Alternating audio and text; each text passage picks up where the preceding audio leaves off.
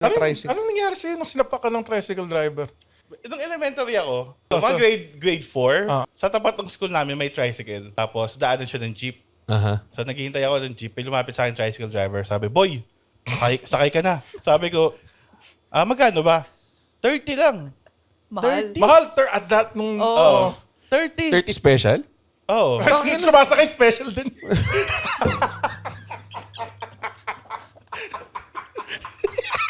Paano pag wala ka sakit?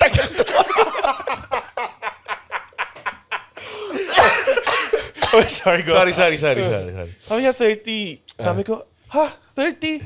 Sa jeep, 6 lang. Tapos umalis na ako. Tapos bago ako makaalis, yuntok niya ako sa likod. Talaga? Ikaw pala nga kasi, ba't ka naman... Gano'ng kasakit? Wait, anong kupas na ginawa nila? Hindi. Ba't ba niya Masakit. question yung presyon? Tumanggi ka na lang, di ba? Oo. Parang ganun.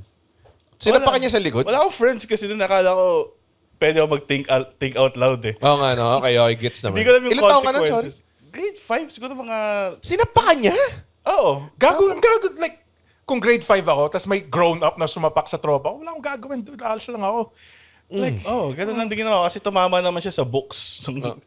So nakatulong yung knowledge. Hindi, yung books lang. Wala akong nalaman. Wala akong natutunan doon eh.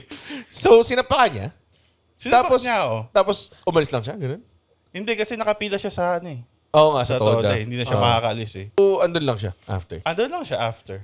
Tapos, Ganda naman ng... years later, natokhang siya.